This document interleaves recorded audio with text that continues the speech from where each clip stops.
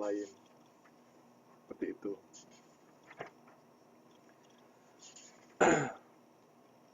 Nah, alat dan teknik dalam pengendalian mutu. Di sini alat dan teknik untuk menemukan kesalahan, mencari penyebab masalah, dan menyelesaikan masalah untuk meningkatkan kualitas mutu atau continue quality improvement. Di sini ada beberapa alat dan teknik di dalam modul. Nah, di sini ada ada flowchart yang ya ini hanya hanya sekedar monggo silakan Mbak Suwarni. Ada flowchart di sini merupakan gambar dari skematis atau diagram yang menunjukkan salah satu langkah dalam proses dan menunjukkan bagaimana langkah itu saling berinteraksi satu sama lain. Di mana di sini ada kegiatan dimulai. Selanjutnya ketika kegiatan dimulai, putusannya ya atau tidak. Kemudian kalau misalnya ya seperti apa, kalau tidak itu nanti solusinya seperti apa. Jadi di sini tujuan digunakan flowchart dalam proses produksi yaitu memberikan petunjuk jalan proses produksi, membandingkan aktual yang dirasakan pelanggan dalam proses ideal, mengetahui langkah yang duplikatif dan langkah-langkah yang tidak perlu.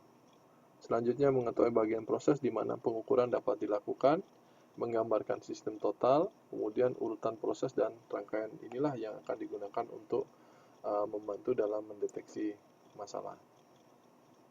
Nah, alat dan teknik perbaikan kualitas dan data verbal atau kualitatif di sini juga ada yang namanya brainstorming. Brainstorming di sini merupakan cara untuk memacu pemikiran kreatif guna mengumpulkan ide dari satu kelompok dalam waktu yang relatif singkat. Alat yang sering membantu analisis ini antara lain yaitu cause and effect diagram atau Aneviti diagram dan tree diagram. Hal yang perlu diperhatikan yaitu masing-masing anggota kelompok sependapat mengenai isu pokok yang dibahas. Yang selanjutnya yaitu harus menciptakan kondisi di mana semua anggota bebas mengumumkan idenya, hindari saling kritik, ungkapkan ide perlu ditulis bagaimana aslinya, perlu dibuat rangkuman ide yang dikemukakan untuk dicari penyelesaiannya. Ini brainstorming. Nah, seperti sini ada yang namanya cause and effect diagram, atau di sini di dalamnya ada diagram sebab akibat. Saya sudah masukkan di sini. Ada beberapa diagram-diagram yang nanti bisa teman-teman ini.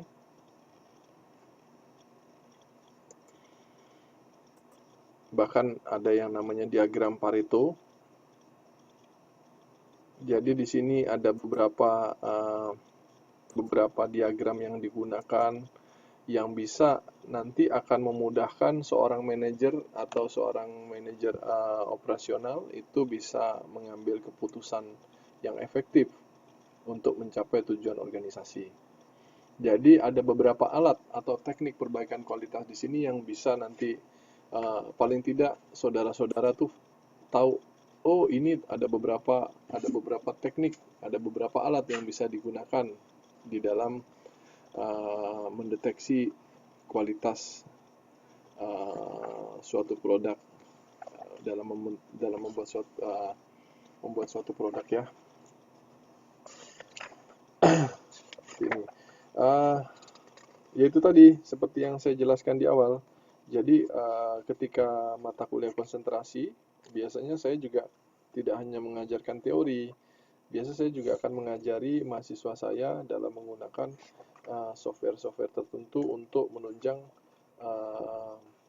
kinerja atau ketika dia nanti pada saat melakukan kegiatan di dalam suatu organisasi, paling tidak dia sudah tahu, oh nanti bisa pakai alat ini, yang paling mudah seperti ini. Ada namanya software yang namanya POM misalnya contohnya.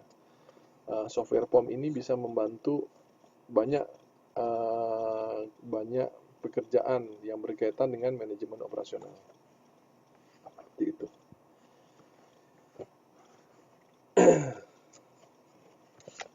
Ya. dalam pengendalian operasional di sini ada juga selain TQM juga di dalamnya ada yang namanya standar ISO. Di dalam standar ISO di sini, penjaminan kualitas dapat digolongkan menjadi penjaminan kualitas formal dengan ISO 9000 atau BS 5750 dan penjaminan kualitas informal dengan keterlibatan seluruh personil dalam quality circle. Walaupun banyak sekali penghargaan dalam bidang kualitas seperti Deming Prize, European Quality Award, dan Malcolm Bridge National Quality Awards, namun penghargaan tersebut tidak dapat digolongkan sebagai penjaminan kualitas. Yang tergolong penjaminan kualitas hanya standar seri ISO 9000. Organisasi atau perusahaan yang mendapat sertifikat ISO 9000 tidak secara otomatis memiliki kualitas produk yang baik. Tetapi ada kemungkinan produk atau jasa dari organisasi atau perusahaan yang terdaftar tersebut mempunyai kualitas yang konstan karena produk atau jasa tersebut dihasilkan dengan prosedur yang seragam atau standar. Jadi, beberapa perusahaan-perusahaan besar atau perusahaan-perusahaan yang ada di Indonesia, misalnya kayak seperti di tempat di daerah saya, itu ada perusahaan yang mengelola hasil perikanan dan hasil perikanan yang yang diproduksi di daerah saya itu diekspor tidak hanya di Asia tetapi juga diekspor di negara Eropa. Mungkin bisa saja ada beberapa produk tertentu itu masuk ke Taiwan. Misalnya kayak seperti udang. Udang itu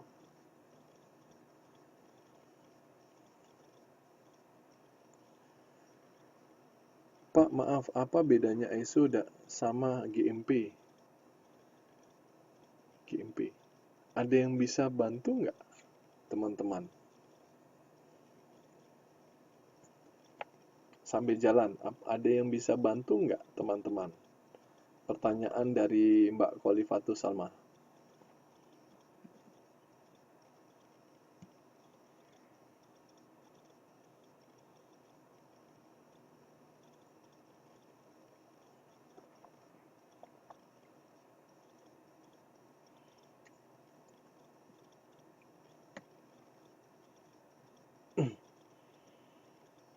Mana nih, Mas Sugi, Mas Ropi, mana nih?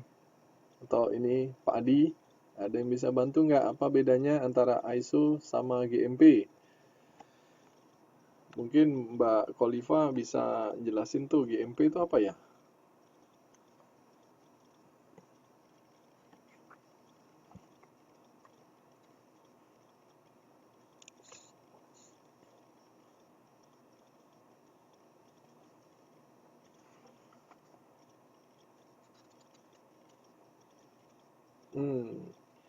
Good manufacturing praktik adalah istilah yang dipakai di seluruh dunia untuk kontrol manajemen manufaktur.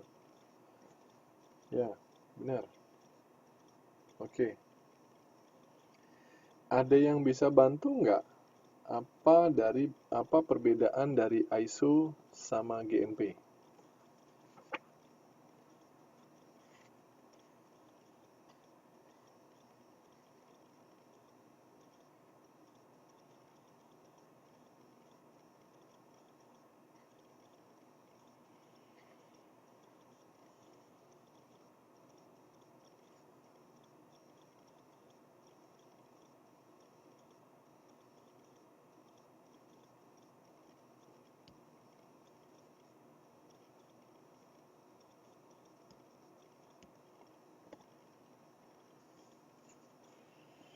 Yuk, siapa nih yang bisa bantu nih sebelum saya jawab?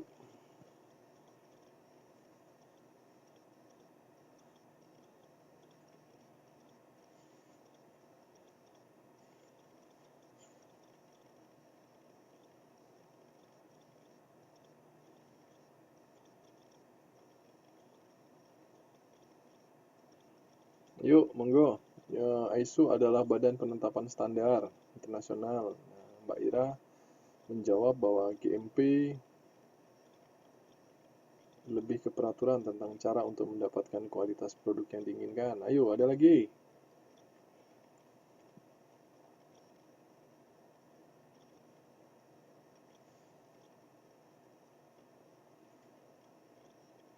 Ya, ISO mungkin lebih menginti ke pemasaran, sedangkan GMP lebih menginti pada kualitas produk.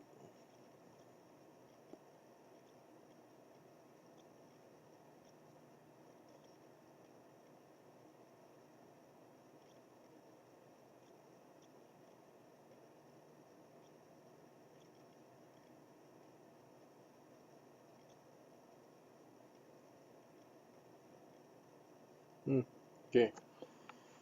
Jadi ini memang ada beberapa istilah ya yang berkaitan dengan yang namanya pengendalian kualitas.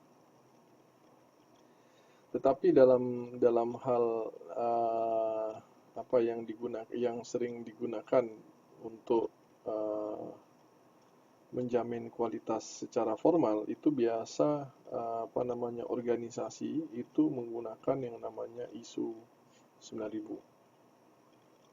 Nah, kalau tadi yang Mbak ini kan apa Mbak siapa tadi?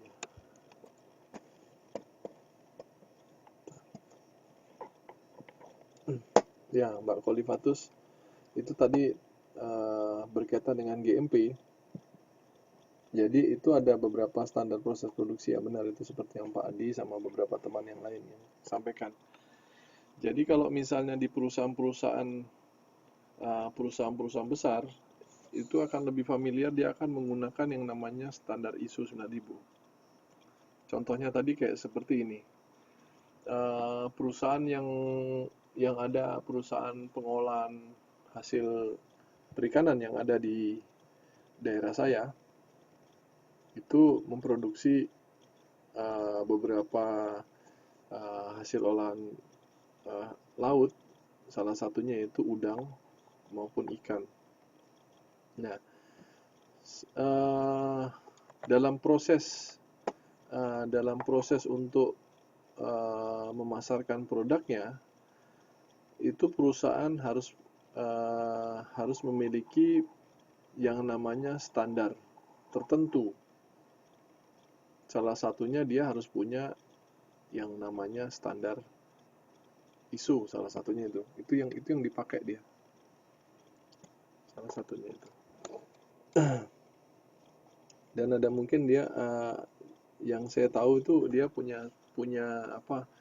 punya punya aturan main yang cukup ketat ketika apa namanya perusahaannya itu akan mengekspor hasil produksinya ke negara-negara apakah itu yang di Asia maupun di Eropa. Kalau untuk dalam skala lokal mungkin tidak seketat yang standar yang ditetapkan dunia. Karena ini sifatnya internasional atau mengekspor ke negara yang sudah maju, maka standar yang ditetapkan juga tidak apa namanya tidak semudah yang ada di lokal, tetapi ada beberapa standar-standar tertentu yang akan yang harus disepakati oleh apa namanya perusahaan yang akan mengirimkan produknya. Seperti itu. Pernah dalam satu hal ada sehelai rambut. Ini kisah nyata nih. Jadi ada satu helai rambut yang apa namanya yang terikut dalam produk olahan yang dihasilkan oleh perusahaan tersebut jadi barangnya sudah di packing nih. Jadi pada saat dikirim, nah di quality controlnya itu pada saat diterima ada selai rambut yang terikut di dalam kemasannya. Maka hal tersebut berakibat fatal. Beberapa kontainer barang yang sudah dikirimkan itu dikembalikan lagi ke Indonesia. Akibatnya apa namanya perusahaan yang mengirimkan barang itu mengalami kerugian yang cukup besar.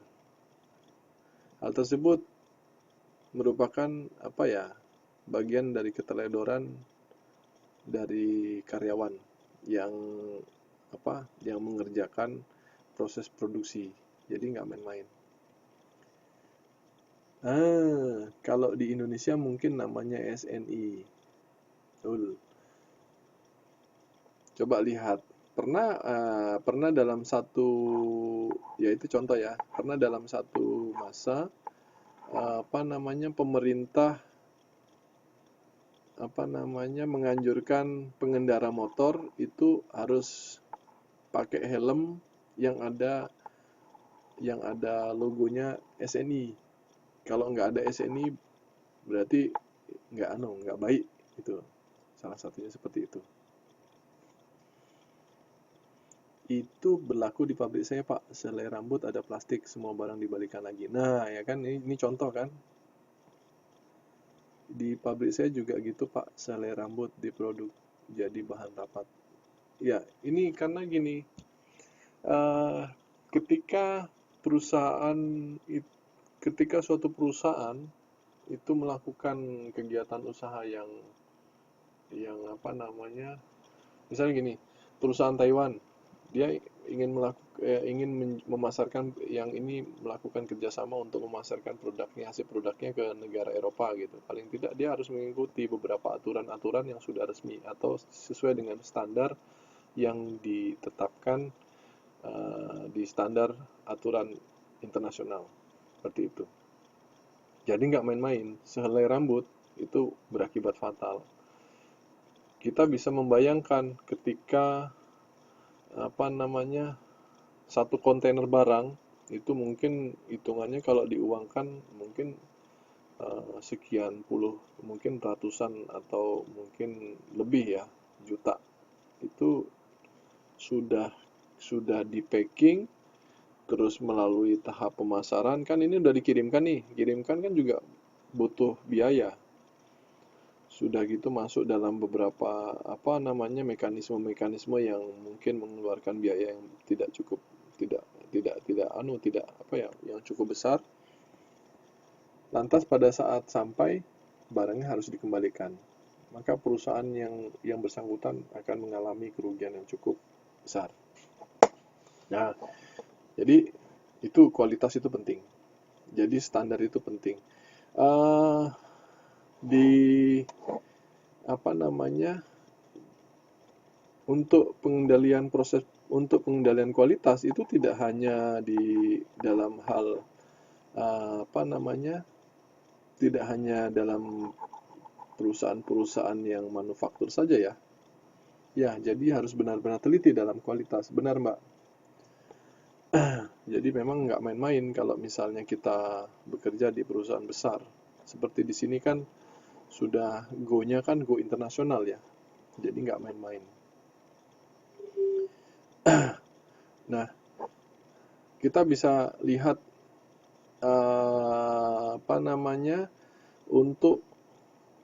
untuk pendidikan, dalam hal pendidikan di Indonesia saja itu sudah mengacu, ada beberapa sekolah-sekolah yang ada di Indonesia itu sudah ikut dalam dalam menerapkan yang namanya standar ISO. Jadi ingin bersaing dengan yang ada di luar. Paling tidak ketika kita sudah punya sertifikasi, sudah standar sesuai dengan standar yang ditetapkan, maka harapannya sama nih levelnya dengan yang ada di luar gitu, walaupun kita di Indonesia misalnya seperti itu ya. Standar ISO pun juga banyak, dia macam-macam, dia ada 9000, ada 1400, nanti silakan dibaca di modulnya. Nah, jadi ini yang terakhir habis ya. Baik,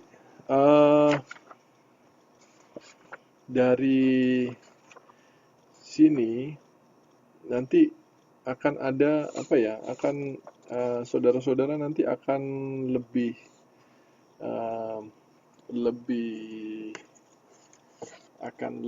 dalam membahas berkaitan dengan yang namanya manajemen operasional ini pada mata kuliah konsentrasi.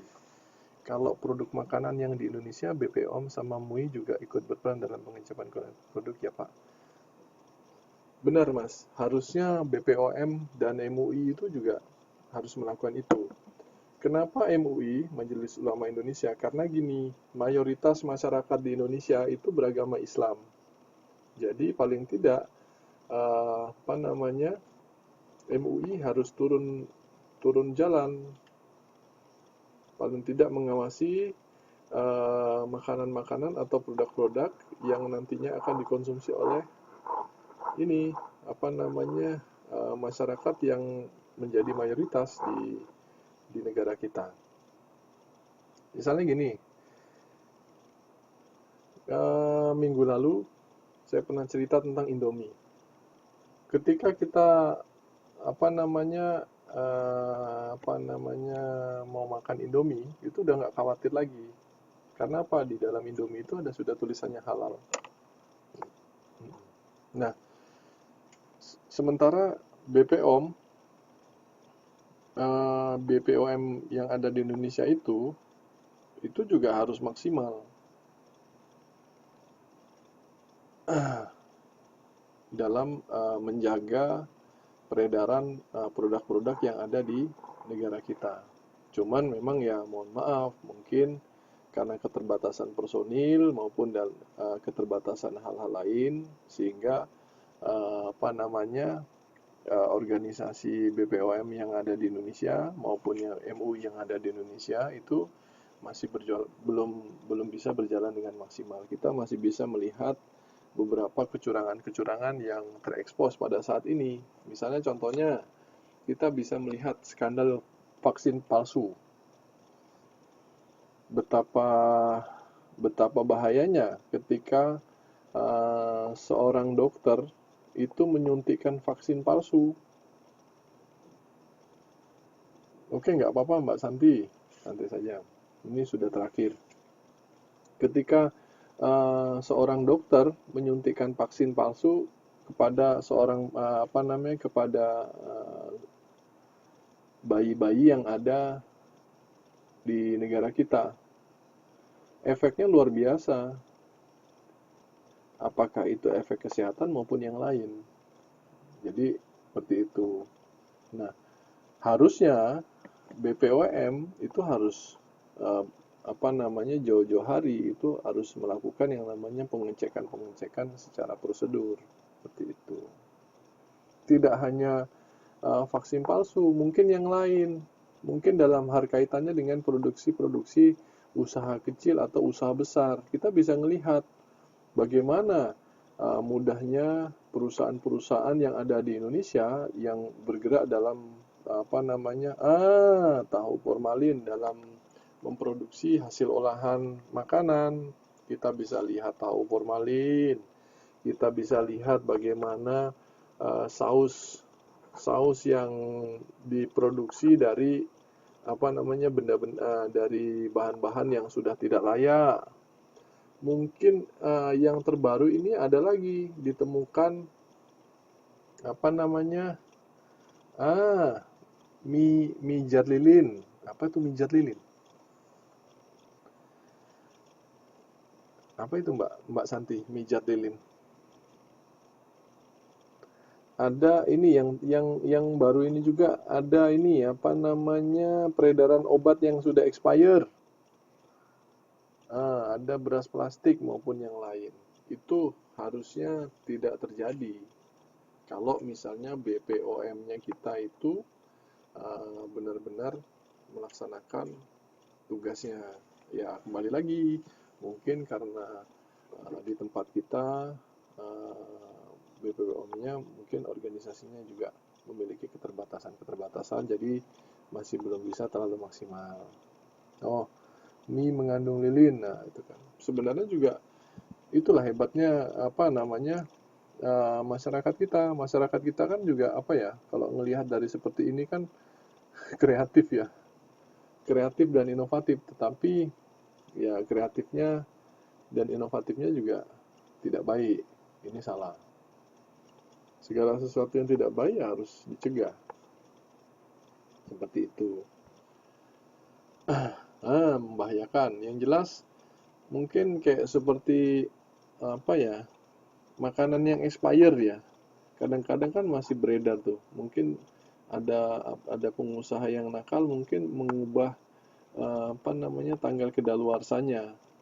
Memang sih tidak apa-apa ketika dimakan, mungkin bisa tidak langsung menimbulkan efek langsung ya, tetapi bisa saja efeknya itu akan dirasakan pada saat sekian sekian lama mengkonsumsi makanan yang sudah expired tersebut.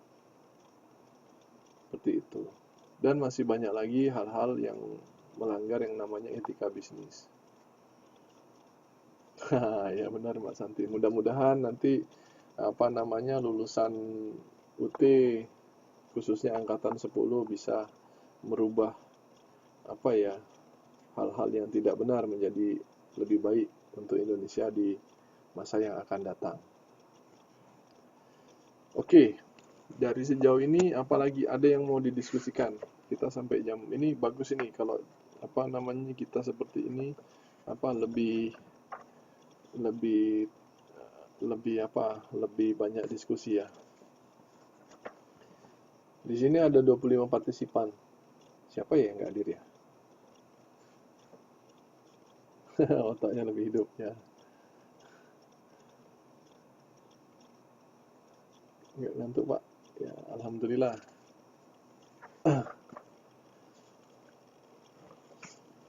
Oh ya, saya mau nanya, boleh nggak saya yang tanya gantian tanya? Nggak gratis nih, kalau bisa jawab nanti saya akan kasih nilai ekstra.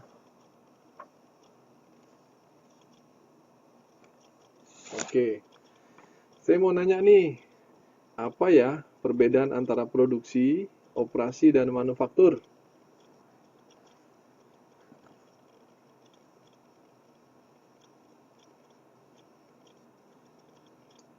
Apa perbedaan antara produksi, operasi, dan manufaktur? Kalau misalnya ada yang bisa ngasih contoh, bagus. Monggo. Ingat, saya tidak akan memberikan gratis. Jadi yang bisa jawab, yang ini kan terekam nih, nanti saya akan lihat. Saya akan berikan nilai lebih.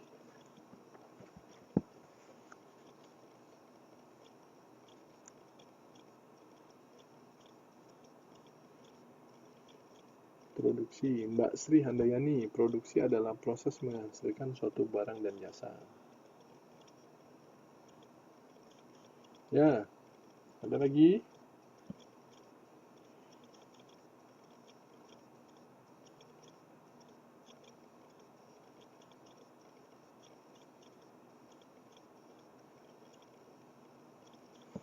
Apa perbedaan antara produksi, operasi, dan manufaktur? Serta berikan contohnya. Operasi produksi, si pembuat bahan, dan operasi yaitu menjalankan usaha. Dan manufaktur, tempat menghasilkan barang. Nah, ada lagi.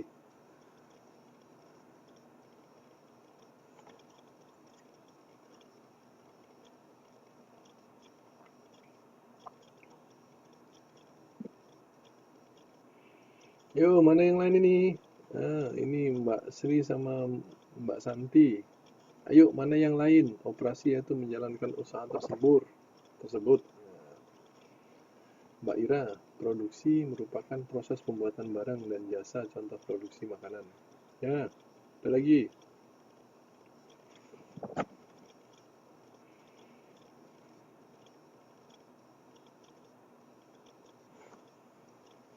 Mas Ropi, produksi itu bagian membuat produk, manufaktur proses mengubah bahan mentah menjadi barang jadi. Operasinya, apa perbedaan antara produksi, operasi, dan manufaktur? Berikan contoh.